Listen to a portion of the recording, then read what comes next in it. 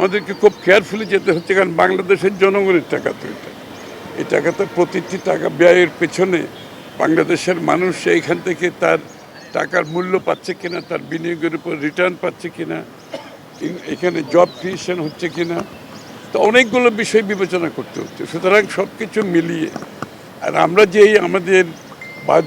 যে আমাদের নির্বাচনী ইশতেহার দিয়েছি, নির্বাচনী ইশতেহারের সাথে এটার অ্যালাইনমেন্ট হচ্ছে কিনা, মিলছে কিনা, তার বাইরে যে প্রকল্প, অপ্রয়োজনীয় প্রকল্প আছে, এগুলোও বিবেচনা আনতে হচ্ছে।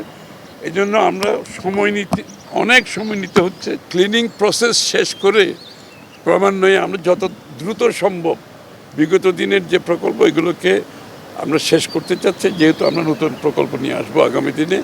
আমাদের যে জনগণের কাছে যে আমাদের দলের যে ম্যানিফেস্টো, ওগুলোকে ধারণ করে যত তাড়াতাড়ি সম্ভব নতুন প্রকল্পের মাধ্যমে আমরা যাতে জনগণের কাজে দেওয়া প্রতিশ্রুতি পূরণ করতে পারি।